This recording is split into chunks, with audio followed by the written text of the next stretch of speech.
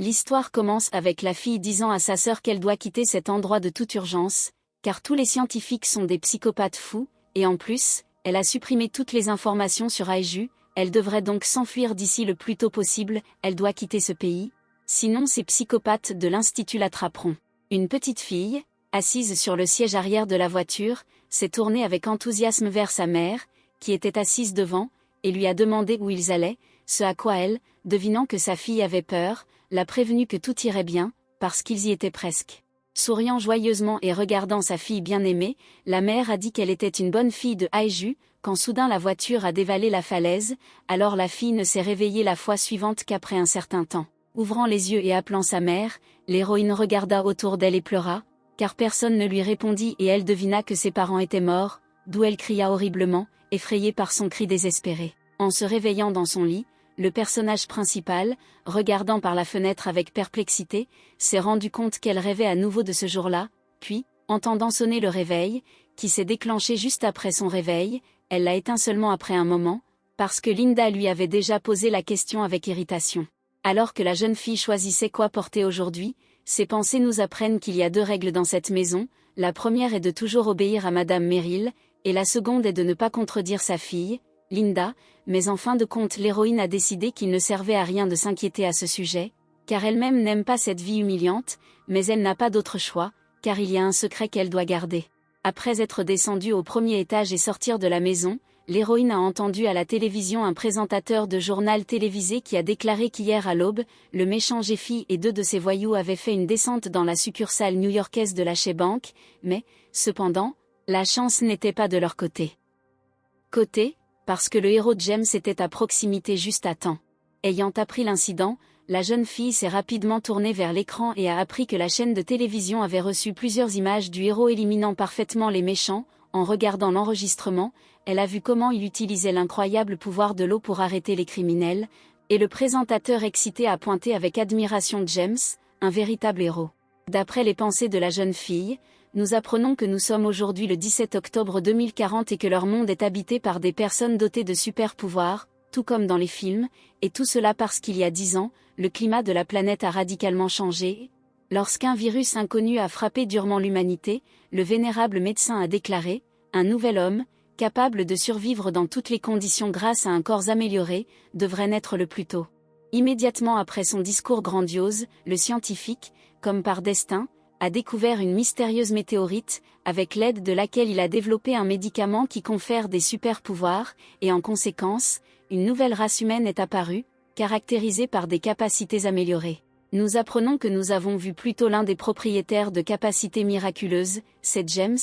mais il y a aussi ceux qui, par contact, retiennent leur pouvoir à l'intérieur, ne lui permettant pas d'éclater, et ils appellent ces personnes. La femme qui a rencontré l'héroïne Betty dans la cuisine lui a demandé si elle voulait prendre le petit déjeuner, ce à quoi elle a refusé, embarrassée, ajoutant qu'il était temps pour elle de partir, puis elle a vu Linda, qui était venue prendre le petit déjeuner, qui lui a fait remarquer qu'elle lui bloquait le chemin et qu'elle devrait sortir d'ici rapidement. En s'approchant de la porte, la jeune fille se souvint que l'humiliation était une partie inévitable de sa journée, car ses parents étaient morts dans un accident de voiture en essayant de l'emmener hors de la ville, et son oncle l'avait abandonnée ici, tout cela pour cacher le fait qu'elle était un chef d'orchestre. En entrant dans les transports publics, l'héroïne s'est rendue compte qu'elle était obligée de mener une vie ordinaire, mais rencontrant immédiatement sa connaissance nommée Daniel, elle l'a salué et s'est rappelé qu'elle ne pouvait pas permettre une connexion avec le propriétaire des super-pouvoirs et a effectivement adhéré à cette position, mais désormais, elle n'a plus d'autre choix si elle veut sauver son amie.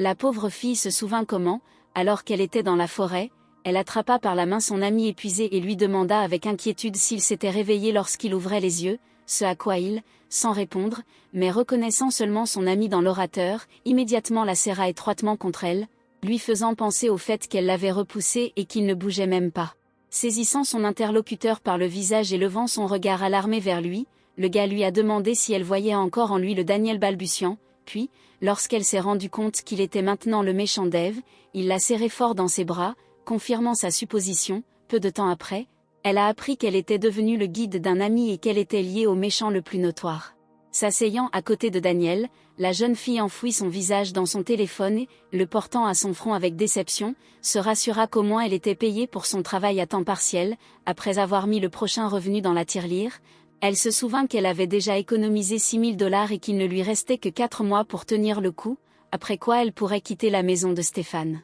Nous apprenons que la raison pour laquelle elle travaille si dur pour gagner de l'argent est différente des objectifs de ses pairs, qui veulent simplement avoir quelque chose qui leur est propre. Au même moment, après avoir trouvé le contact précieux dans l'annuaire téléphonique, elle s'est souvenue d'elle. Il y a 10 ans, Linda, saisissant sa mère par la jupe, montra l'héroïne en disant avec mépris qu'elle n'aimait pas ce simplet, et l'humilier, regardant son oncle, reçut de lui un soutien sous forme de mots qui tout allait bien et il suffit de mieux la connaître pour tirer des conclusions. Se penchant devant la fille, l'oncle a dit qu'il devrait lui choisir un nouveau nom, ajout, et l'a maintenant appelée Betty Brown, ayant décidé qu'elle vivrait désormais sous ce nom. L'homme a déclaré que M. Ralph Stéphane était son ami proche d'université et que si elle avait besoin de quelque chose, elle pouvait toujours se tourner vers lui. Montrant les filles qui se tenaient à côté de lui, l'oncle expliqua que c'était tante Meryl et qu'elle avait le même âge que sa nièce Linda, elle prendrait soin d'elle et tout serait merveilleux, puis, disant qu'il partait, il caressa le bébé qui pleure, promettant de rester en contact avec elle.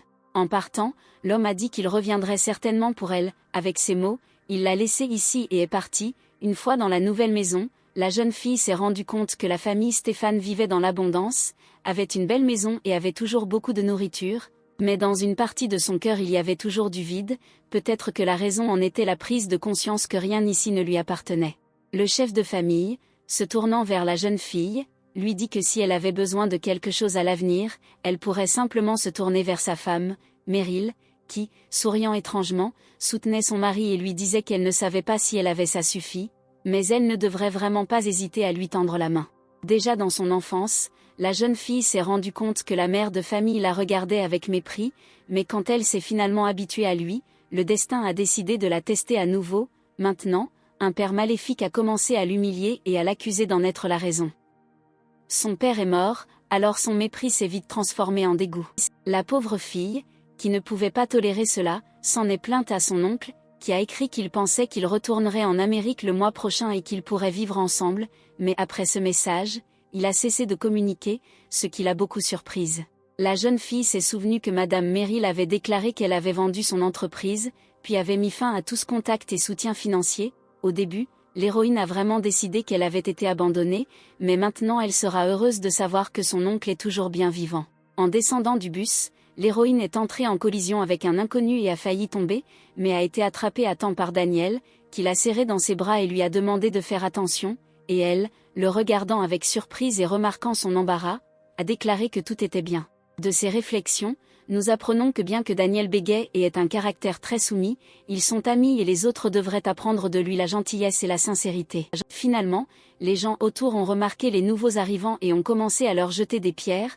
souriant en disant qu'ils avaient dû apprécier leur rendez-vous dans le bus scolaire, et l'un des intimidateurs a en fait demandé à Daniel s'il bégayait quand ils s'embrassaient, et a ajouté qu'avec un tel trait, la fille va vite arrêter. Un Daniel irrité, baissant la tête en signe d'humiliation, a demandé aux gens insolents d'arrêter, et la pauvre fille a pensé avec colère ce qu'il y avait de drôle à ce sujet et pourquoi ces racailles pathétiques se moquaient de son ami, mais a décidé qu'il valait mieux ignorer de telles personnes. Mais cela lui fut difficile lorsqu'elle ouvrit son tiroir et y trouva un sac de lait renversé. Les intimidateurs qui s'approchaient, sentant l'odeur dégoûtante, demandèrent si Betty n'avait pas nettoyé après elle, et l'un d'eux expliqua que la puanteur les salissait aussi. Baissant la tête avec indifférence, la jeune fille décida que cela n'avait pas d'importance et que tout se terminerait si elle l'acceptait, car l'obtention du diplôme était déjà très proche. Devinant que les bruiteurs s'étaient soudainement calmés, l'héroïne se figea de peur, mais, levant la tête, elle vit un bel homme s'approcher d'elle et réalisa que leurs yeux s'étaient croisés,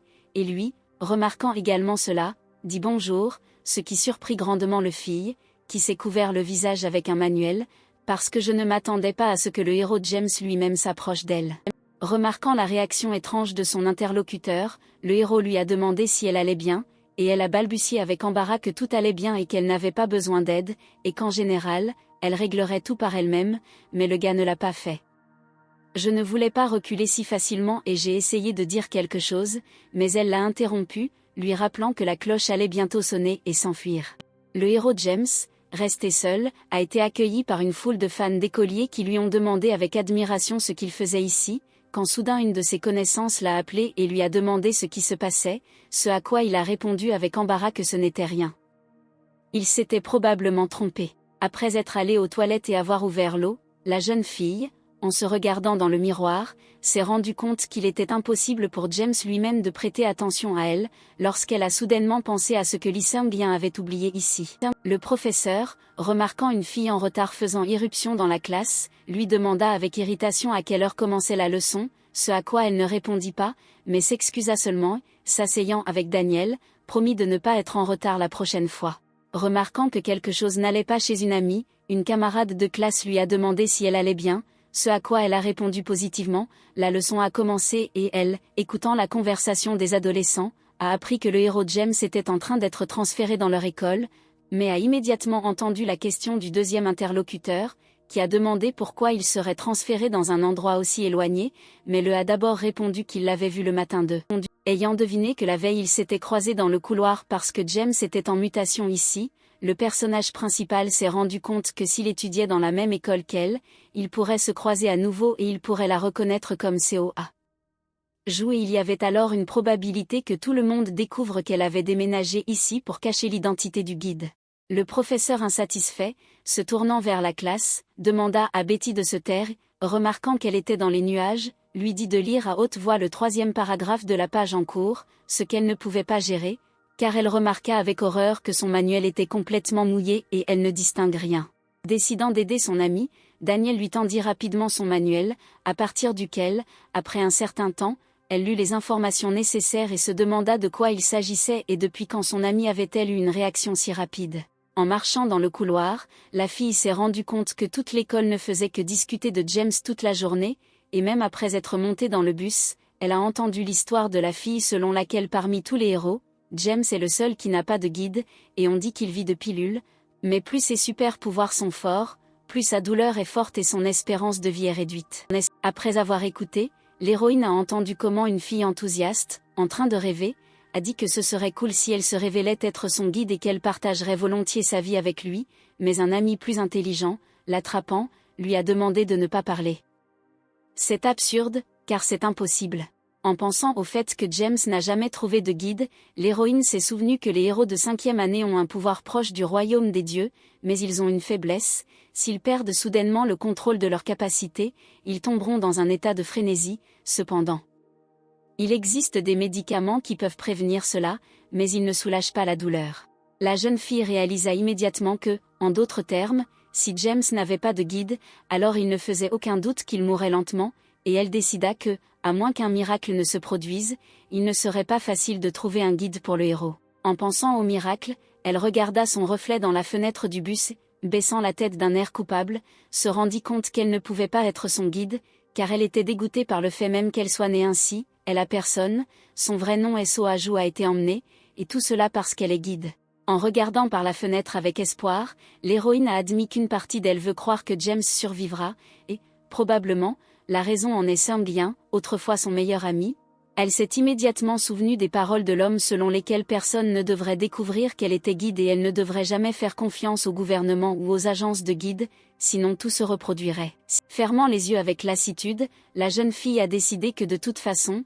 maintenant elle est Betty Brown, pas une guide, et Soaju, qui connaissait Lee Seung-gyeon, n'existe plus, et tant qu'elle reste à l'écart de James, tout ira bien et dans 4 mois, elle quittera complètement Cookville. Daniel s'est soudainement approché et a dit qu'ils étaient déjà à son arrêt, et elle, regardant à nouveau par la fenêtre pour s'assurer que les mots qu'il avait prononcés étaient vrais, l'a remercié et s'est envolée du bus comme une balle, ce qui a grandement surpris le chauffeur, qui était sur le point de partir. Se souvenant qu'elle devait remercier son camarade de classe de lui avoir prêté un manuel, la jeune fille se retourna et le vit debout derrière elle. Après avoir regardé son compagnon avec surprise, elle lui a demandé pourquoi il était venu ici, et lui, se frottant gêné l'arrière de la tête, a dit qu'il avait des affaires ici, mais en fait, pour une raison quelconque, il ne voulait pas la quitter seule. En regardant sa montre, l'héroïne s'est rendue compte qu'il ne restait que 10 minutes avant le début de son quart de travail et que le trajet jusqu'au café prenait environ 8 minutes, et a immédiatement imaginé le propriétaire de l'établissement en colère,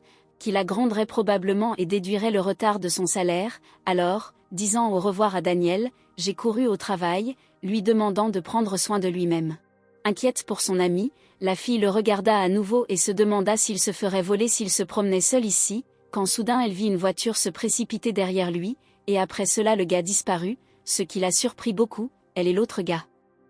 Que je l'avais observé avec des jumelles pendant tout ce temps et que je considérais maintenant comme une excellente coureuse. Après avoir rencontré avec bonheur le gars qui était venu, le gardien lui a demandé avec qui il était et voulait-il vraiment l'entraîner à nouveau dans une autre aventure, ce qu'il a nié, ainsi que le fait que sa compagne était sa petite amie, mais il a expliqué qu'elle était juste un ami d'école. En allumant la radio, l'héroïne a entendu les paroles de l'animateur selon lesquelles on savait que le héros James était transféré au Cookeville State High School, et cela semble même drôle qu'il soit transféré dans une école dans une zone rurale sans raison, mais il y a des rumeurs selon lesquelles cela a été pris en relation avec le méchant Dave. Devinant que cela signifiait que Dave se cachait à Cookeville, le présentateur a soupiré de peur, réalisant que c'était pour cela qu'ils avaient envoyé James ici, mais il pensait que le méchant fou s'était déjà détendu, on n'avait plus entendu parler de lui depuis longtemps, et comme il n'y a pas de guide pour lui, il se pourrait bien qu'il soit mort. Soudain, la jeune fille se figea de peur lorsqu'elle vit que le héros James était venu vers elle,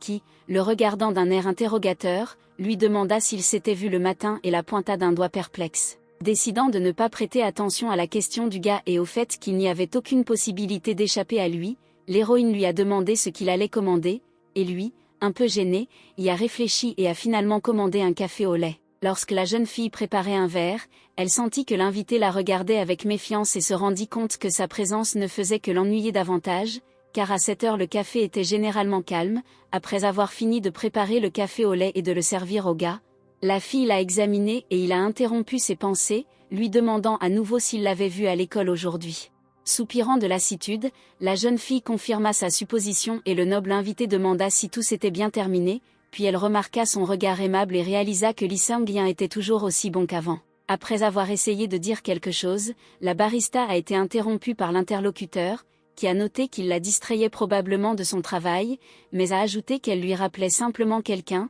ayant deviné que le gars parlait d'elle du passé. L'héroïne baissa pensivement son regard vers le sol, lorsqu'elle remarqua soudain que des visiteurs entraient. Après avoir fini d'accepter et d'exécuter les commandes, l'héroïne a commencé à nettoyer et a remarqué que James était déjà parti, mais a laissé une note disant qu'il s'appelait James McMillan et qu'il se reverrait à l'école, et elle, serrant la note avec colère, a admis qu'elle pensait que maintenant tout est différent de celui de l'enfance et qu'elle doit être plus prudente. En se demandant si elle devait ou non jeter le mot, la jeune fille s'est rendue compte que s'il ne s'agissait que d'un souvenir du passé, alors rien de mal ne devrait probablement arriver. À la fin, elle a décidé de laisser le morceau de papier et de le mettre dans sa poche. À cette époque, dans le laboratoire pharmaceutique Mason, à Cookeville, Tennessee, aux États-Unis, le scientifique menait des expériences, quand soudain un collègue s'est approché de lui, qui l'a fait mourir de peur, puis s'est excusé en lui demandant s'il avait renversé quelque chose. Se détournant et retournant au travail, le pharmacien soupira de perplexité et rappela que s'il commettait la moindre erreur,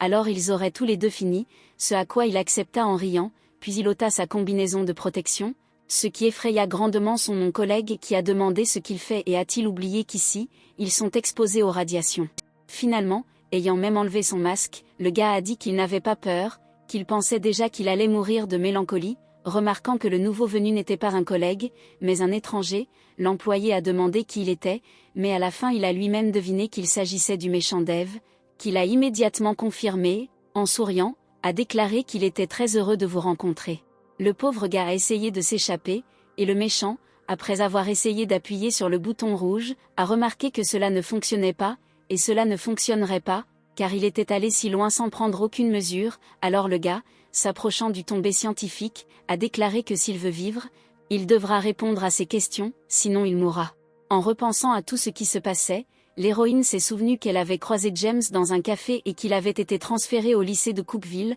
Maintenant ils s'assoient ensemble et cela dure depuis le matin même, alors maintenant elle espérait seulement que pendant les cours de l'après-midi, tout serait pareil. En se levant de table, la jeune fille a décidé qu'elle devait d'abord partir tranquillement avant le début du déjeuner, mais au même moment, elle a été arrêtée par un nouveau camarade de classe, qui a déclaré qu'il n'avait pas eu l'occasion de lui dire bonjour plus tôt à cause de la tourmente.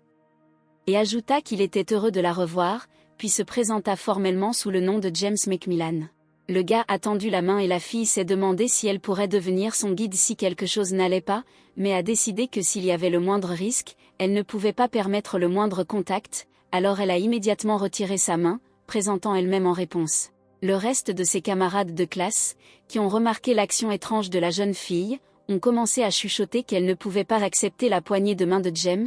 et elle a immédiatement senti que l'atmosphère avait radicalement changé après son action. Le jeune homme n'avait clairement pas l'intention de se retirer, alors, souriant et regardant sa nouvelle connaissance, il l'invita à déjeuner ensemble si elle n'avait pas de projet pour ce moment-là. Regardant son interlocuteur avec inquiétude, elle se demanda s'il comprenait ce qu'il venait de dire, et elle dut refuser à nouveau, car elle ne voulait pas continuer à attirer inutilement l'attention. L'héroïne a essayé de trouver une excuse, quand soudain Linda détestait s'être approchée d'elle, l'a serrée dans ses bras et, souriant insidieusement, lui a demandé si elle avait oublié qu'elle allait déjeuner avec elle. Le même âge a entendu l'invitation de James et a décidé d'empêcher son ami de l'accepter. S'approchant et saisissant le pauvre homme par le coude, Linda lui rappela qu'ils en avaient discuté le matin, elle l'invita à déjeuner ensemble, puis, la serrant plus près d'elle, la canaille insidieuse lui demanda, en souriant largement, si elle avait déjà oublié. Devinant que son ami préparait quelque chose, Betty le confirma, suggérant que cela lui avait échappé, et la femme s'approcha, faisant semblant de lui pardonner, et lui demanda si elle allait vraiment dîner avec sa nouvelle amie, qui était restée debout tout le temps.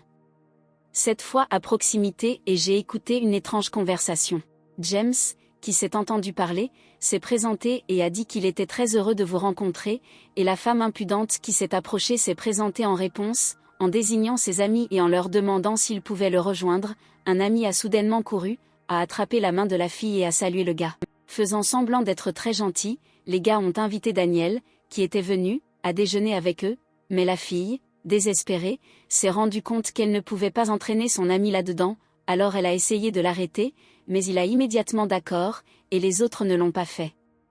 Croyant que le garçon renfermé avait vraiment appelé pour le déjeuner, ils ont dit qu'une telle initiative venait de lui, probablement à cause de Betty. Invitant les filles à arrêter de s'amuser, Linda partit, laissant Daniel avec James,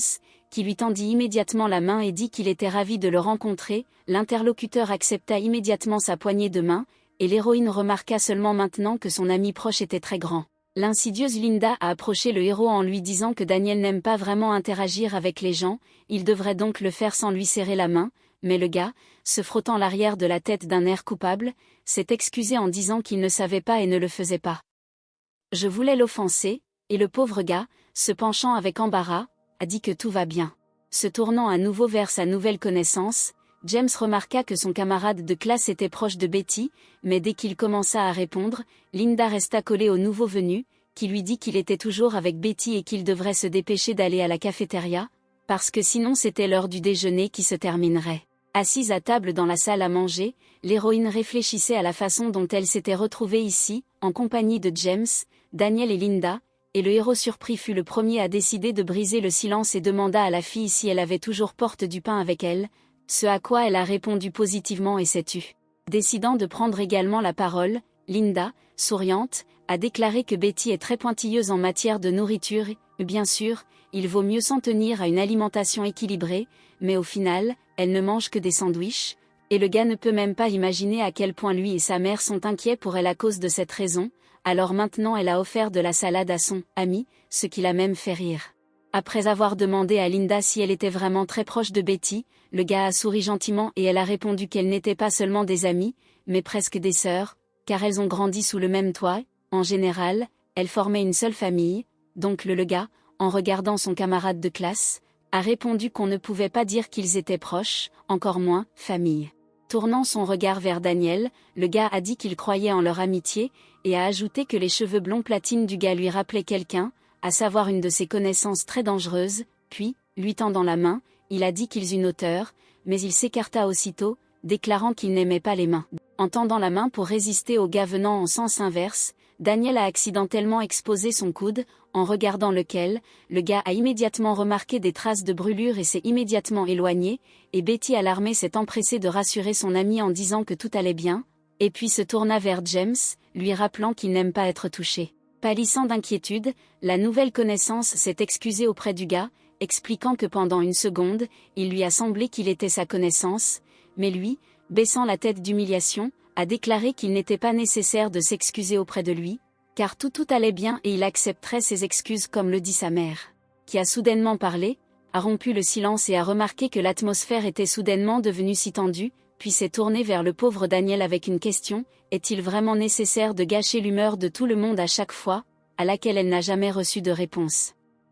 Et elle a demandé à Betty s'il lui restait des sandwichs. Après avoir donné à manger à sa sœur, l'héroïne baissa la tête d'un air coupable et réalisa qu'elle aurait dû tenir bon et ne pas permettre à Daniel de les accompagner. Maintenant elle se sentait coupable et espérait que ce foutu déjeuner se terminerait bientôt. James a reçu un appel et lui, après avoir décroché le téléphone et parlé à l'interlocuteur, s'est tourné vers les gars, leur a dit au revoir et s'est excusé d'avoir dû y aller, car il avait des affaires urgentes, et en se séparant, il s'est encore excusé auprès de Daniel. Restée seule avec l'héroïne et son amie, Linda a bondi de table avec colère, déclarant qu'elle n'avait jamais reçu son numéro, puis, après avoir entendu le conseil de Betty de le prendre lors de leur prochaine rencontre, elle s'est approchée d'elle et l'a prévenue que si elle traînait autour de James,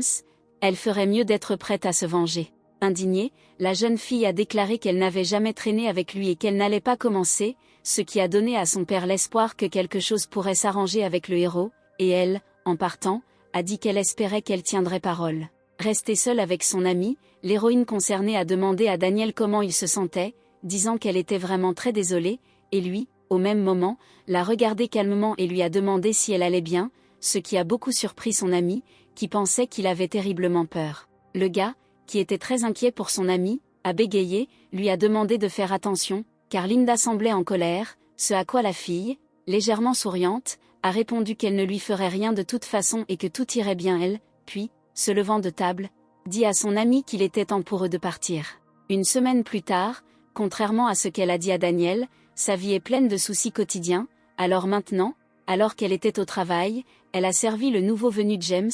qui cette fois lui a commandé un expresso, et a ensuite commencé à le faire tous les jours. On apprend que James vient chaque jour au café où elle travaille, comme si elle tamponnait sa feuille de présence. Après avoir de nouveau rendu visite aux travailleurs, le gars a souri et a demandé à nouveau un expresso, quand soudain Linda est entrée dans l'établissement. En regardant le nouveau venu, le héros a souri chaleureusement et lui a demandé si elle avait vraiment décidé de venir ici aujourd'hui. Alors l'héroïne a deviné que Linda a également commencé à remarquer la présence suspecte et fréquente de son nouveau camarade de classe ici. En arrivant à la maison et en s'approchant de Linda, sa sœur, en colère, lui a crié dessus, lui demandant pourquoi elle avait jeté ses affaires sans demander. Elle était inquiète parce qu'elle comptait beaucoup pour elle, et elle a souri et a demandé en réponse ce qui n'allait pas avec cela, et a expliqué qu'elle avait remarqué qu'elle était trop occupée pour jeter les poubelles, alors par pitié, elle a décidé de le faire pour elle. Après avoir crié après la fille parce qu'elle avait dit qu'elle ne la remercierait peut-être pas et qu'elle savait elle-même qu'elle était une sœur merveilleuse, l'héroïne a réveillé la mère de son interlocuteur, à qui la femme impudente offensée a immédiatement couru et lui a dit qu'elle était en train de nettoyer Betty. Chambre. Et elle s'est mise en colère contre elle et est allée trop loin. Le personnage principal irrité a de nouveau crié qu'elle n'était pas en colère à cause de cela, et la mère, prenant le parti de sa propre fille, a envoyé la femme qui criait dans sa chambre pour qu'elle se calme et a souhaité qu'elle se taise vraiment pendant au moins 1 minute. En essuyant le sol après son travail, la jeune fille était heureuse que James, heureusement, ne soit pas venu aujourd'hui, et se souvenait que Daniel n'était pas allé à l'école aujourd'hui, alors elle a immédiatement pensé que quelque chose lui était arrivé, car il n'avait jamais manqué l'école auparavant.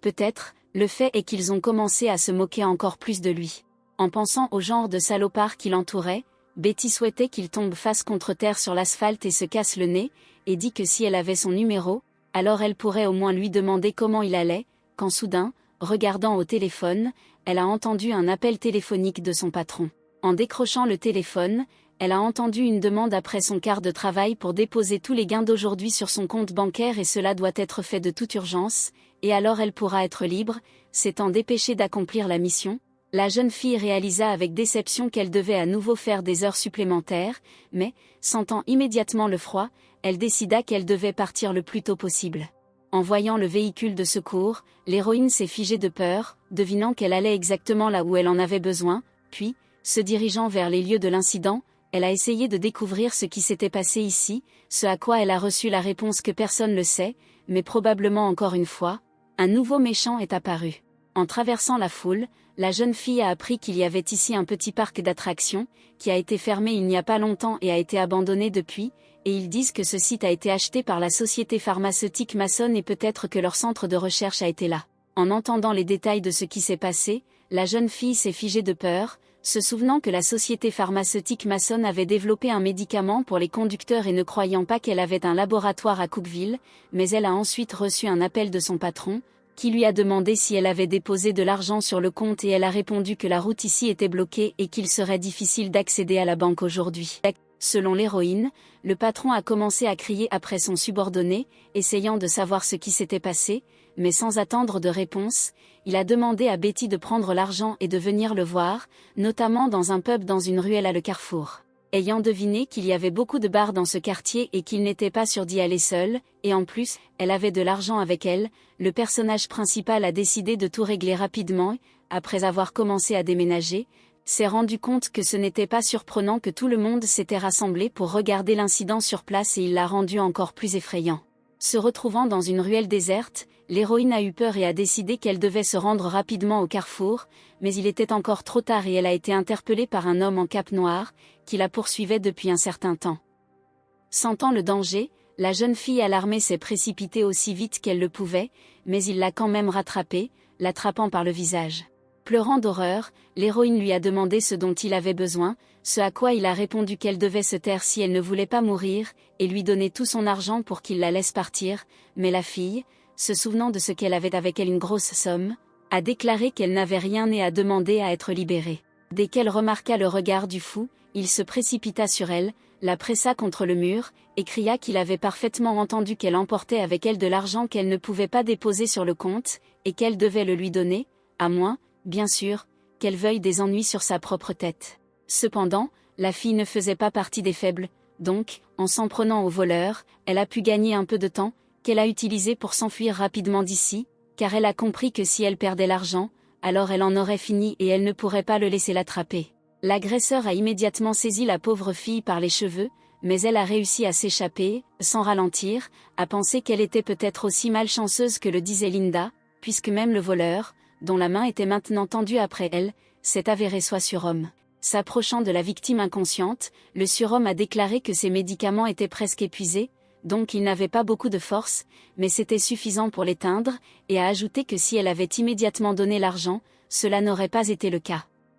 Ce qui lui est arrivé, quand tout à coup un homme s'est approché et a appelé l'homme insolent et lui a demandé s'il voulait arrêter. L'homme impudent s'est immédiatement tourné vers la voix aiguë et a vu le méchant Dave, qui a immédiatement deviné qu'il le connaissait, ce qui signifiait que la conversation serait rapide, et le voleur malveillant a immédiatement pensé à ce qu'un surhomme de rang S faisait ici. S'approchant de la fille qui gisait inconsciente, Dave lui tendit la main et s'excusa d'être apparu tout à l'heure, puis demanda à son partenaire de sortir et de l'aider. Il voulait que son ami, qui s'approcha immédiatement de lui, soupire de fatigue. J'ai pris le pauvre gars à l'hôpital et lui a donné l'argent. Attrapant négligemment la fille, le gars s'est dépêché d'exécuter l'ordre de son collègue, qui a immédiatement demandé à être plus doux avec la fille, car elle était blessée, et quand il a répondu d'une manière plutôt grossière en le laissant ensuite la porter lui-même, le méchant fit une grimace suppliante et il le considéra comme parti, mais je ne pouvais pas refuser. Resté seul avec le voleur, le méchant a suggéré d'entamer une conversation en tête-à-tête puis, utilisant son super pouvoir, il a englouti l'homme insolent dans le feu, qui a immédiatement crié de douleur. Constatant son tourment, le type a déclaré que s'il répondait correctement à ses questions, il l'épargnerait. Après avoir attendu les mots selon lesquels le pauvre gars était prêt à répondre à n'importe quelle question, Dave a demandé pourquoi cette fille était tombée. Il était intéressé par toutes les circonstances, ce à quoi l'agresseur a répondu que cette fille s'était enfuie avec l'argent, il ne l'aurait pas fait. J'ai eu le temps de l'attraper comme ça, mais je n'ai pas fini, car l'interlocuteur, souriant, m'a demandé avec quelle main il avait renversé le pauvre gars. Faisant semblant que la question lui était incompréhensible, le voleur a posé à nouveau la question, perplexe, mais le type, lui lançant un regard méprisant, a demandé de ne pas le forcer à répéter la question. Effrayé, le scélérat a déclaré qu'il l'avait fait avec sa main gauche, ce pourquoi il avait payé et crié horriblement de douleur, de sorte qu'il semblait que toute la ville l'entendait. Assis à une table dans l'un des bars locaux, un homme a demandé à un homme âgé s'il avait entendu dire qu'il y avait un incendie au centre de recherche de l'entreprise Mason, ce à quoi il a immédiatement répondu qu'il avait vu la nouvelle et qu'il avait eu des nouvelles de son employé à ce sujet, mais je ne pensais pas que l'incendie prendrait autant d'ampleur, puis j'ai découvert que la cause de l'incendie n'était pas un court-circuit, mais une attaque du méchant Dave. Le vieil homme, souriant, a dit que c'était un mensonge, Car pourquoi se présenterait-il à Cookeville après une longue absence, et les gens n'ont rien à inventer, quand soudain le méchant Dave lui-même a mis sa main sur son épaule, l'a salué et lui a demandé si son nom était vraiment Mike, puis il a dit qu'il était venu pour affaire. L'homme effrayé n'a pas reconnu le méchant chez l'homme qui s'approchait, alors il a demandé ce qui s'était passé, et il s'est présenté comme un ami d'école de Betty et a remis un sac d'argent, qu'elle lui a demandé de toute urgence de donner à son patron, et l'homme, ayant appris cela, lui arracha avec colère la chose, la filtrant entre ses dents, qu'elle devait apporter elle-même une chose si importante. En souriant, pour ne pas déclencher de conflit, le gars a dit que Betty avait une affaire urgente, elle ne pouvait donc pas la porter en personne et lui a demandé de s'excuser, et il s'est rendu compte que cet homme était vraiment un déchet, comme l'a dit son ami, parce qu'il demandait à la jeune fille de venir dans un tel endroit pendant qu'il se repose et s'enivre. Remarquant qu'il n'y avait plus rien à faire ici, le gars s'est dépêché de partir, quand soudain il a entendu qu'un autre homme avait demandé au patron de sa petite amie ce qu'il avait entre les mains, ce à quoi il a répondu que c'était le produit de la journée, et son employé l'a vendu à son ami et s'est enfui, puis s'est rendu compte que ses parents s'inquiétaient probablement pour elle, parce qu'elle était une fille après tout, alors elle a demandé à son petit ami de porter l'argent. En se dirigeant vers la sortie, Dave a entendu le méchant demander à son interlocuteur si les parents attendraient cet orphelin à la maison, et a deviné qu'elle était probablement juste paresseuse, alors elle a harnaché son petit ami, c'est pourquoi c'est mauvais quand les enfants grandissent sans parents. Au même moment, le type en colère a mis un masque de calme sur son visage, souriant, a remarqué que trop de déchets étaient sortis aujourd'hui. Le patron de l'ami et son compagnon n'ont rien entendu, et le second, remarquant l'excitation de son ami, l'a invité à fumer une cigarette et à y mettre le feu avec un briquet, quand soudain le vieil homme a été englouti dans le feu, que Dave a utilisé sur lui, et il a crié horriblement, remarquant que tous ses bénéfices ont brûlé. Souriant insidieusement, le gars réalisa rêveusement qu'il était peut-être allé un peu trop loin, mais pendant qu'il cherchait un extincteur et essayait d'éteindre le feu, il décida qu'il avait tout fait correctement, parce que tout l'ennuyait. Puis je me suis demandé avec enthousiasme pourquoi Elon ne l'avait pas appelé quand je suis arrivé à l'hôpital, s'il était si inquiet. En se réveillant à l'hôpital, l'héroïne n'a même pas compris au début où elle était, mais l'infirmière qui est entrée à ce moment-là, remarquant son réveil, a dit qu'elle était à l'hôpital et lui a demandé si quelque chose la dérangeait, mais elle se sentait bien et s'inquiétait pour elle, probablement pourquoi elle est ici en premier lieu. Le médecin qui est arrivé a dit que la jeune fille avait une blessure de 10 cm à la tête et qu'on lui avait posé 20 points de suture, et que le scanner n'a montré aucun autre dommage, mais qu'elle devrait prendre soin d'elle-même pendant un moment, puis la pauvre petite se souvint qu'elle avait perdu connaissance. Regardant la patiente avec inquiétude, le médecin lui a demandé si elle allait s'adresser à la police à ce sujet, ce à quoi elle a répondu par la négative sans hésitation, car elle se rendait compte que si tante Meryl l'apprenait, elle aurait des problèmes. Alors elle a dit au médecin qu'elle n'avait pas été battue et que tout allait bien, ce qui l'a beaucoup surpris. Baissant la tête avec embarras, la patiente a demandé si on pouvait la baisser et a promis de ne plus se cogner la tête, puis, en pleurant, elle a pensé qu'elle devait encore le faire si elle n'avait pas d'assurance maladie, mais même avec ça, la facture aurait été de plusieurs milliers de dollars. Même si en réalité elle n'allait pas tout à fait bien. En s'approchant de la réception, l'héroïne se figea de surprise lorsqu'elle apprit que la facture médicale avait déjà été payée, puis elle fut encore plus surprise lorsqu'elle apprit que la personne qui l'avait amenée ici avait payé toutes les factures à l'avance et était partie. Ayant deviné que la victime ne savait pas de qui il s'agissait, le médecin la regarda d'un air dubitatif et dit qu'une fille l'avait portée sur son épaule, mais ne donna pas son nom. Se rappelant que la dernière chose qu'elle a vue n'était qu'un homme, la jeune fille se souvint de l'argent, constatant qu'il n'y en avait pas, devina que le salaud l'avait quand même pris, puis regarda le téléphone, mais, ne trouvant pas d'appel, supposa que le patron n'avait pas appelé, parce qu'il s'était probablement saoulé et avait tout simplement oublié. L'héroïne était heureuse d'avoir eu de la chance au moins avec cela, mais son téléphone a immédiatement sonné et elle a fermé les yeux tristement, réalisant que même cela était terminé, mais il a répondu, a parlé calmement et poliment, lui a demandé si elle pouvait parler maintenant. En entendant que l'employé avait eu l'occasion de parler, le patron a demandé si les revenus étaient importants aujourd'hui, mais sans attendre de réponse, il l'a interrompu et lui a demandé de ne pas parler, car l'argent brûlé ne le dérangerait que davantage s'il savait la réponse à la question. La jeune fille s'est figée de peur lorsqu'elle a entendu parler de l'argent brûlé, et l'homme lui a expliqué qu'il y avait eu un accident et qu'il ne pourrait pas venir au café avant plusieurs jours, alors il lui laissait le soin et elle devrait l'appeler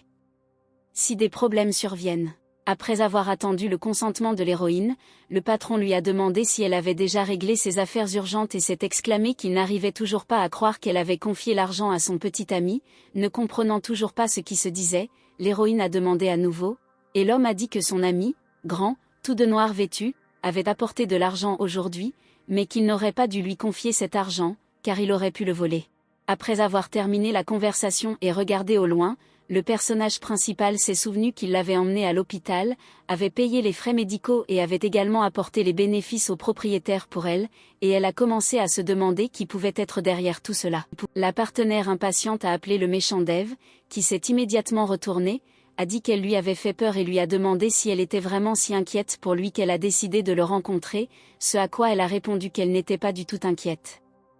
Et s'il le pensait, alors, très probablement, ils ont réussi à le frapper avec la tête, à tel point qu'il a perdu la tête, et lui, en souriant, a déclaré qu'il aimait quand elle se mettait en colère comme ça. Décidant de découvrir la vérité, la jeune fille a demandé qui était la fille qu'ils avaient sauvée et qui elle était pour lui, puisqu'il est même allé la sauver avec une épaule blessée, mais sans attendre de réponse, elle a de nouveau regardé d'un air menaçant le mec et a répété sa question, devinant qu'elle avait une signification particulière pour lui. Le gars a demandé avec embarras si elle était jalouse, ce à quoi elle a immédiatement répondu négativement avec indignation, lui demandant à nouveau si elle voulait savoir pourquoi il l'avait défendue, a commencé son histoire. Selon le méchant, 2 heures plus tôt sur le toit du laboratoire pharmaceutique Mason, il a vu non seulement James,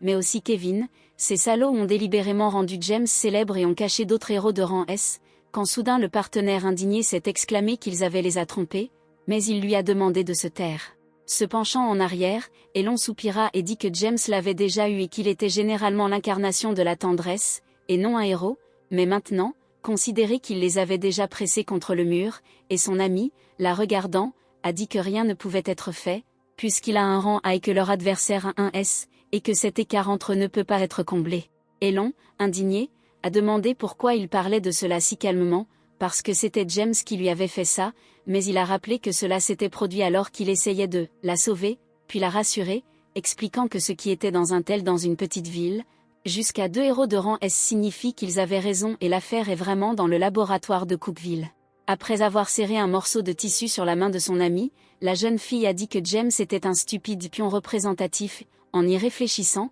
elle s'est mise en colère et a tellement serré le bandage que cela a même blessé le méchant et il lui a rappelé qu'il n'était pas James, et lui a demandé d'être plus douce. Baissant la tête pensivement, Dave devina qu'il était définitivement devenu plus fort qu'avant, et que lors du premier combat avec lui, il avait gagné, mais aujourd'hui, il était dans les cordes et, même en mettant de côté le fait qu'il y avait un autre héros de rang S, James cela touchait toujours son épaule, et maintenant il attendait avec plaisir leur prochaine rencontre. Elon en colère lui a demandé à quoi il pensait dans une telle situation et pourquoi il se comportait comme un lycéen, et le gars, grimaçant de douleur, a dit qu'elle semblait oublier à quel point elle était forte, puis, baissant les yeux, il a vu Betty et a demandé. La jeune fille a demandé où menait la route sur laquelle elle marchait, ce à quoi elle a répondu qu'elle menait au pub du carrefour. Elon a dit qu'il était temps pour eux de partir, puisque la poursuite avait probablement déjà commencé pour eux, mais Dave, remarquant qu'une personne suspecte était entrée dans l'allée après son ami, a déclaré qu'il avait d'autres affaires et qu'il devait le faire. Une bonne action, peut-être que Dieu ne l'enverra pas en enfer après sa mort. Ayant fini de rappeler ce qui s'était passé au cours des dernières heures, le gars a admis que ses actions étaient légèrement imprudentes, mais il a simplement montré de la sympathie pour elle, mais l'auditeur n'a pas cru ses paroles. Alors il a demandé si c'était vraiment si difficile d'accepter cela en fait si tout était déjà fini, alors il n'y a plus de problème. Se tournant vers le gars, la partenaire lui a rappelé qu'ils ne savaient pas tous les deux où le danger les attendait et que rien de bon ne se passerait s'ils traînaient avec des gens ordinaires, et il a souri et a dit qu'il avait remarqué qu'elle avait dit cela pour la première fois, comme si Betty était spéciale pour lui, mais en réalité elle n'est que son amie d'école qui l'aide à se cacher parmi la foule. Se retournant et se dirigeant dans l'autre sens, le gars agita négligemment la main et conseilla à Elon d'arrêter de lire des romans romantiques, puis il ajouta, remarquant son embarras, qu'il savait qu'elle en avait toute une collection dans sa chambre, et elle, se jetant sur lui, dit tout ça parce qu'il agit comme un perdant amoureux et fou. Le lendemain, la fille est venue voir James, le regardant avec bonheur, a dit qu'elle savait qu'il l'avait sauvée, et Daniel, entendant qu'elle remerciait l'autre gars, s'est figé sur place, perdant son sang-froid. Les écolières se figèrent à nouveau d'admiration en voyant venir en classe le héros, grand, vêtu de noir et amical avec tout le monde. Se détournant précipitamment de sa connaissance, l'héroïne se souvint qu'il était une si bonne personne qu'il l'avait sauvée d'un surhomme, avait payé ses factures médicales et avait même donné l'argent à son patron, mais elle n'arrivait toujours pas à y croire. Soudain, le sauveur qui s'est approché d'elle a attiré son attention sur lui et lui a demandé une minute pour dire quelque chose d'important, quand soudain une fille inconnue, jetant un coup d'œil au coin, a pris une photo d'un joli couple d'amis et a ri insidieusement. Le héros a amené son ami au cours de musique, debout devant elle et détournant le regard avec embarras, a réfléchi à la meilleure façon de dire à ce sujet, puis il s'est souvenu de sa visite à l'hôpital, où son assistant a rapporté que Betty ne s'était pas encore réveillée. Mais son état était stable et il s'est excusé de ne pas pouvoir suivre la fille dans la foule, bien que le gars lui ait dit de le faire. En regardant à nouveau sa pauvre amie, le gars devina qu'elle ressemblait exactement à cette fille morte de son enfance, mais il comprit que plus il lui prêtait d'attention, plus elle serait harcelée à l'école, et pour éviter que cela ne se reproduise, il a demandé à sa secrétaire de garder un œil séparé sur Betty Brown. Après avoir examiné le pauvre homme, le héros s'est rendu compte qu'il ne pensait pas que quelque chose comme ça se produirait si tôt, mais il a décidé de ne pas exprimer sa colère contre le secrétaire et lui a demandé où se trouvait maintenant le coupable, ce à quoi il a remarqué l'excitation de son interlocuteur, a répondu qu'il avait été détenu au commissariat, mais que quelque chose d'inhabituel avait été trouvé sur lui et des brûlures noires avaient été constatées sur son bras gauche. Commençant à soupçonner quelque chose, James a demandé à l'homme s'il savait exactement qui avait amené sa petite amie à l'hôpital, mais lui, baissant la tête d'un air coupable, a déclaré que les caméras de vidéosurveillance n'avaient été éteintes qu'au moment où Betty est arrivée à l'hôpital. Remarquant l'expression inquiète sur le visage de l'homme, sa secrétaire a ajouté que le personnel de l'hôpital a déclaré qu'il ne pouvait pas vraiment voir l'homme à cause de la casquette et du masque, mais ils ont dit que des cheveux bleus courts étaient visibles sous la casquette et que l'homme avait également de gros cheveux. Reconnaissant le méchant et long dans la description, James a deviné que les brûlures sur le corps du criminel étaient probablement l'œuvre de Dave, ce qui signifie que ces méchants ont décidé d'aider Betty juste pendant l'attaque du laboratoire Mason, mais ont immédiatement décidé qu'ils ne voudraient pas pour aider, ce qui signifie qu'Elon et Dave connaissent Betty. Maintenant, debout avec une fille dans un cours de musique, le héros lui a demandé si elle avait vraiment rencontré un voleur la nuit dernière, et elle, regardant son interlocuteur avec admiration, a dit que c'était lui qui l'avait sauvée, et l'a remercié pour hier, parce que sans lui, elle ne sait pas ce qui lui serait arrivé. Regardant la jeune fille d'un air interrogateur et se montrant lui-même, James lui a demandé si elle voulait dire que c'était lui qui l'avait sauvée, et elle l'a immédiatement confirmé, notant que c'était lui qui l'avait sauvée du voleur et payé les frais médicaux. Après avoir étudié la fille, le gars s'est demandé si elle mentait, mais a immédiatement deviné, en faisant attention à son regard interrogateur, que, apparemment, elle ne savait vraiment pas que ce n'était pas lui qui l'avait sauvée, mais Dave. Décidant de ne pas tromper le pauvre homme, le héros sourit timidement et dit que ce n'était certainement pas lui, puisque sa secrétaire la trouva inconsciente et l'en informa. Ensuite, la femme sauvée, réalisant que ce n'était pas sa faute, l'a remercié du fait que, de toute façon, c'était lui qui était à côté d'elle et qui l'avait aidée. James, regardant droit dans ses yeux bruns profonds, a admis qu'il ne pouvait s'empêcher de l'aider lorsqu'il a appris qu'elle avait des ennuis, ce pourquoi la jeune fille, avec un sourire sincère, l'a traité de très sensible, ce qui a beaucoup surpris l'interlocuteur, qui j'ai senti le changement d'atmosphère. Ayant repris ses esprits, le gars a proposé d'échanger des numéros de téléphone pour que si elle se retrouvait dans une situation difficile ou dangereuse, elle puisse toujours le contacter, mais la pauvre fille n'a pas répondu tout de suite, car, en baissant la tête, elle pensait que rien ne se passerait s'ils échangeaient leur numéro de téléphone, car il lui a sauvé la vie. Après avoir noté son numéro dans l'annuaire téléphonique de l'héroïne, James sourit et lui rendit le téléphone, lui demandant d'appeler si elle en avait besoin, ce à quoi elle accepta immédiatement, et il y eut un silence gênant. Alors le gars remarqua immédiatement qu'elle avait une leçon maintenant et il était temps pour elle de partir. Daniel, qui avait à peine eu le temps de courir après quelques amis dans la pièce, tomba lourdement au sol, sentant qu'un peu plus et ses jambes allaient tomber, puis, écoutant leur conversation et souriant, il se demanda si James était trop méchant pour le héros, car, semble-t-il, même avant de commencer à s'inquiéter pour Betty, il lui avait même assigné son homme. En entendant qu'un ami d'école traitait le gars de sensible, le méchant s'est senti irrité, car c'était lui qui l'avait sauvé, et elle remercie quelqu'un d'autre. En fait, il était jaloux, mais ne voulait pas le montrer. Une fille courant soudainement vers Linda a attiré l'attention de la star de l'école et a montré une photo de l'héroïne, disant que cela signifie que Betty s'est vraiment avérée être un renard rusé qui voit secrètement James, mais ne lui a rien dit. Une autre amie de Linda approchée s'est dépêchée de regarder l'image de plus près, remarquant que James se tenait réellement aux côtés de Betty, a demandé à sa camarade de classe quand elle avait pris leur photo, ce à quoi elle a répondu que cette photo datait littéralement de quelques minutes, et avant que le héros a dit à Linda qu'il avait des choses très importantes à faire. Une Linda en colère s'est retournée et s'est dirigée vers la sortie, et les deux petites amies ont commencé à discuter de la façon dont James pourrait choisir un si simple à la place de Linda, et Betty a décidé de profiter de sa dernière chance. Se tournant vers les filles, l'ami insidieux, les regardant avec des yeux brutaux, leur a demandé ce qu'était une chance heureuse, ce à quoi l'une d'elles a répondu que c'était exactement comme ça et Betty a fait semblant d'être une perdante pathétique pour succomber à James,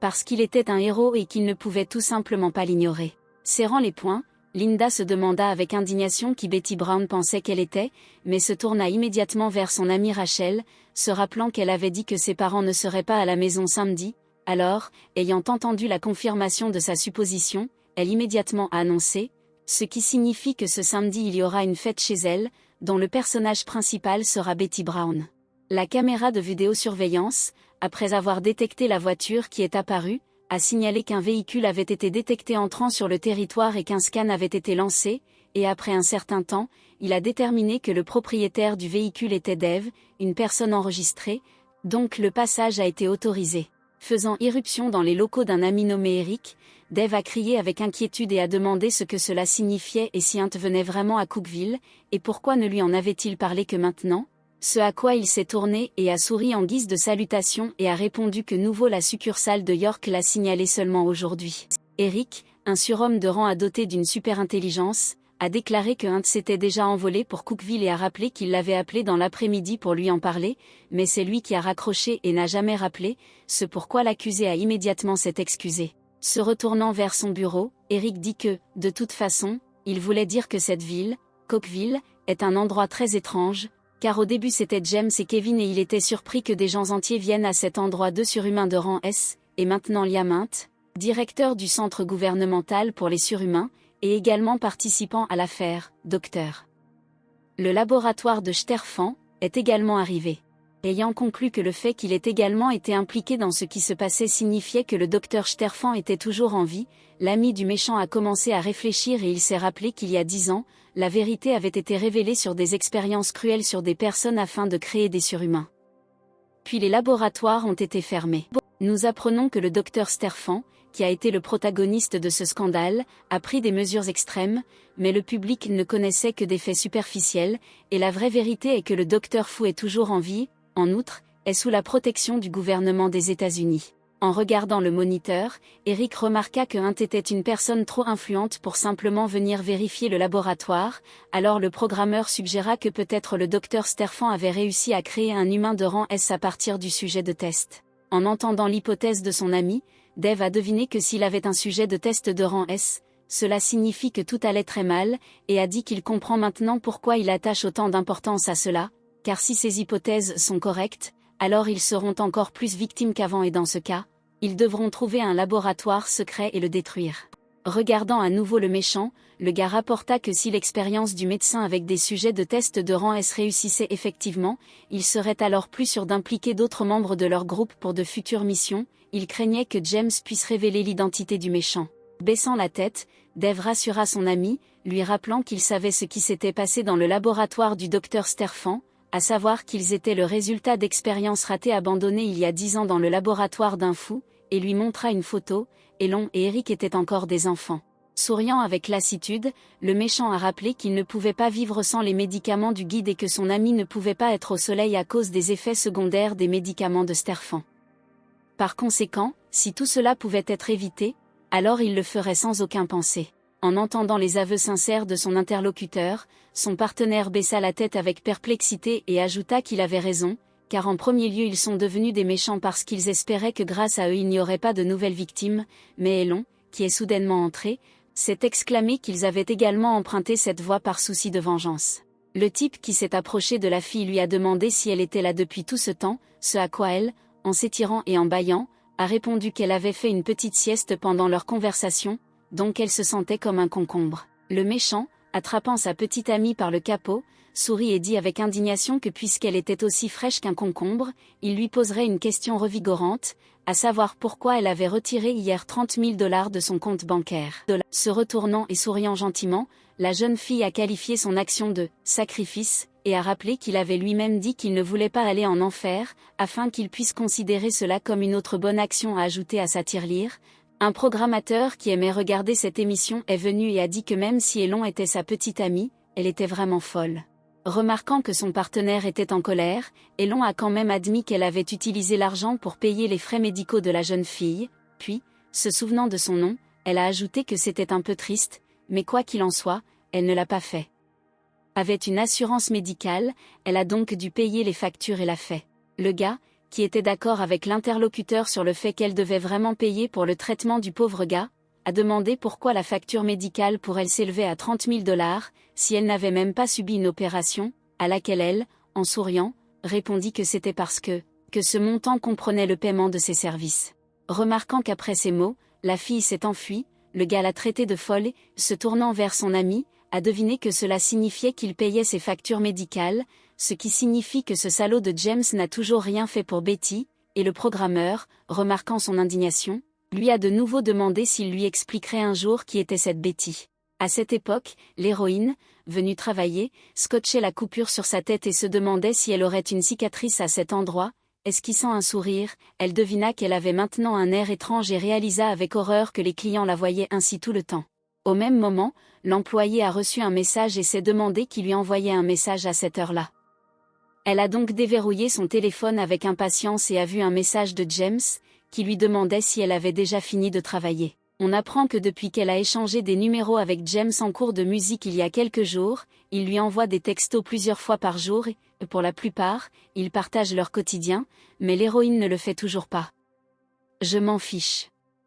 On a l'impression qu'il est devenu son ami proche. Décidant de ne pas accorder autant d'importance, puisque James est juste une personne gentille et que si elle ne revient pas sur Terre, cela ne fera qu'empirer, la jeune fille réalisa qu'il était temps de fermer le café, mais dès qu'elle le fit ceci et est sortie, elle a vu l'ami de Linda, qui, en montrant la voiture, a dit qu'il s'était arrêté spécialement pour elle et qu'elle était toute impatiente. L'héroïne regarda d'un air interrogateur sa camarade de classe, qui maintenant, rappela, que Linda l'avait invitée à leur fête, mais elle, comprenant immédiatement leur idée stupide, se retourna et marcha dans l'autre sens, repoussant son camarade et lui demandant si elle pensait vraiment elle était tellement idiote qu'elle ira là-bas. La jeune fille offensée a attrapé l'héroïne et lui a demandé pourquoi elle l'ignorait, ce à quoi elle n'a pas répondu, mais a menacé que si elle ne la laissait pas partir, elle dirait à Madame Merrill que Linda buvait à la fête, pour laquelle elle le ferait certainement. En prêtant attention à l'expression audacieuse du visage de son interlocuteur, la camarade de classe a deviné qu'elle était si audacieuse uniquement parce que Linda n'était pas là,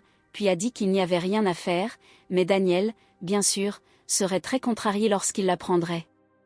Qu'elle n'est pas venue, remarquant la confusion de l'auditeur, la jeune fille impudente a ajouté qu'elle devrait alors faire de Daniel la star de cette fête. Daniel, après avoir arrêté sa camarade de classe, qui disait maintenant des choses terrifiantes, le personnage principal s'est rendu compte qu'elle ne pouvait pas se permettre de se moquer de son ami proche, alors, rassemblant toute sa volonté dans un point et mettant un masque de détermination sur son visage, elle a déclaré qu'elle irait aussi à leur fête. Déclarant que peu importe combien de temps l'héroïne attendait, son oncle n'arrivait jamais, donc elle restait toute seule, donc elle devrait simplement disparaître de sa vie. Linda a poussé sa sœur dans la piscine, et ceux qui les entouraient ont immédiatement ri en disant que c'était vraiment dur et ils ont réussi de superbes tirs. Toussant et sortant de l'eau, la fille s'est exclamée avec indignation, et Linda, la regardant, lui a proposé de tout expliquer et a dit que c'était parce qu'elle avait décidé de se rapprocher de James,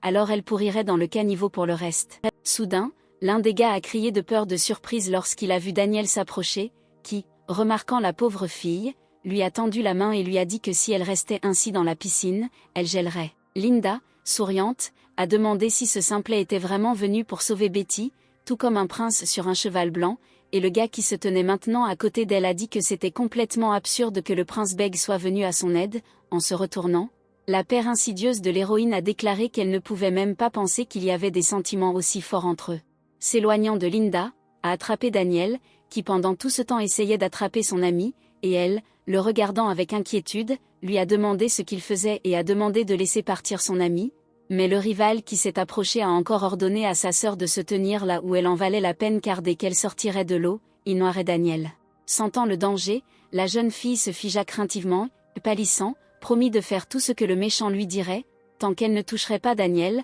Alors l'interlocuteur insidieux a immédiatement ordonné à ses amis, Rose et Roila, de commencer ce qu'elles avaient en tête. Devinant que les filles démarraient la pompe, l'héroïne pensait désespérément que si elle avait été un surhomme, et non un chef d'orchestre, elle n'aurait pas été aussi impuissante et se serait protégée ainsi que son amie, et aurait tué tous ces reptiles. Dès qu'elle a fermé les yeux, s'attendant à une punition stupide, une explosion a été entendue par derrière et tout le monde a tourné son attention vers la scène de l'incident, quand soudain à ce moment précis ils ont réalisé qu'un incendie s'était déclaré à cause d'un court-circuit, et ils se sont dépêchés de s'enfuir. Se tournant vers Daniel, l'héroïne est sortie de l'eau, et à ce moment-là, des adolescents insidieux ont commencé à courir dans les environs, essayant de trouver un tuyau pour éteindre le feu, puis l'un des amis de Linda a pleuré désespérément en disant que son père ne lui pardonnerait jamais cela, ce à quoi elle demanda avec indignation si c'était la seule chose qui la mettait en colère maintenant. Lorsqu'un des adolescents a essayé d'appeler les services de secours, le héros James est apparu devant eux, qui s'est immédiatement tenu devant l'ignoble Linda, mais sans rien dire, la regardant seulement avec désapprobation, il s'est approché du personnage principal et l'a aidé. Sans se tourner vers la sœur de la fille, le gars, s'adressant à elle par son nom, a dit qu'il avait entendu dire qu'il y avait une fête ici, mais malheureusement, il est venu juste au moment où elle se terminait, puis, sans ajouter un mot, il a emmené Betty et Daniel vers un endroit plus sûr, en leur demandant en cours de route comment ils se sentent. L'héroïne réalisa maintenant qu'il n'y avait pas de retour en arrière dans sa relation avec Linda. Après s'être arrêtée et examiné son amie, le héros lui a demandé si elle avait été blessée, ce à quoi elle, s'étant calmée, a répondu qu'elle était simplement tombée à l'eau, mais elle n'a pas répondu à la question suivante de l'interlocuteur de savoir si cela pouvait être le cas maintenant. Linda la laisserait tranquille, se souvenant de tous les événements des derniers jours et de ce soir. Après avoir sincèrement remercié le Sauveur pour son aide, la jeune fille dit calmement qu'elle ne voulait plus qu'il interfère avec sa relation avec sa sœur. Ayant compris les sentiments sincères de la femme sauvée, le héros s'est excusé en disant qu'il ne voulait pas l'offenser, mais lui a proposé de l'aider maintenant, ce à quoi il a reçu un autre refus, car l'héroïne a dit qu'elle vivait dans la même maison avec Linda veut que tout soit calme. En fait, le personnage principal se sentait nerveux depuis un certain temps, alors elle a décidé d'y aller, devinant qu'il était temps de revenir du ciel sur terre. Sur le chemin du retour, la jeune fille, accompagnée d'un ami, lui a demandé s'il n'avait pas besoin d'aller dans l'autre sens, ce à quoi il, gêné, n'a pas répondu au début, mais a rapidement demandé la permission de l'accompagner. En détournant le regard avec embarras, l'héroïne lui a demandé s'il était vraiment venu à cette fête aujourd'hui pour la sauver, et a ajouté qu'il ne devrait plus faire ça, parce qu'il se moquerait de lui et le blesserait à cause d'elle, et elle commencerait vraiment à penser, ce qui ne porte que malheur aux gens autour d'elle semble absurde, mais elle ne peut rien y faire. Regardant calmement sa compagne, Daniel, l'appelant par son nom, s'empressa de lui assurer qu'elle ne portait pas malheur, après quoi elle, embarrassée, était sur le point de partir, mais attrapa le gars par la manche et le remercia. Se tournant vers son partenaire, qui, avec ennui, lançait une petite balle en l'air, Eric lui demanda pourquoi il s'inquiétait pour une fille pendant une semaine entière et même Elon répondit qu'il souffrait de problèmes de cœur, mais sans attendre de réponse et remarquant le regard étrange de l'auditeur, il lui demanda s'il allait bien. Après avoir attendu une réponse positive, Eric, remarquant que le ballon lui était arrivé au visage, lui a demandé s'il allait vraiment bien après avoir reçu le ballon au visage et s'il souffrait vraiment à cause de l'amour. Sans attendre une réponse de l'interlocuteur, le partenaire a demandé avec anxiété pourquoi il se taisait et a déclaré qu'il le dérangeait, ce à quoi il a répondu avec indignation qu'il ne savait pas et que sa tête était déjà arrachée à de telles conversations. Ce jour à la fête au bord de la piscine ne pouvait pas lui sortir de l'esprit, car c'est à ce moment-là que son ami proche l'a remercié affectueusement et s'est blotti contre lui, et il s'est rendu compte qu'elle était très petite, et il s'est alors demandé pourquoi il ne pourrait jamais la laisser passer. Se tournant vers son ami, le gars lui a demandé s'il aimait vraiment Betty, mais il l'a immédiatement interrompu, ne lui permettant pas de dire ces mots précieux, et a mis ses écouteurs, soupirant de soulagement parce qu'il a presque été témoin d'une histoire d'amour complètement inappropriée de Dave, qui s'est immédiatement indigné, n'a-t-il pas le droit d'avoir des sentiments pour quelqu'un? Après avoir écouté sa ligne, Eric a demandé à son ami, qui a dit que cette fois il ne le ferait pas taire, d'attendre, car il semblait qu'il y avait quelque chose de fort dans le laboratoire de Mason.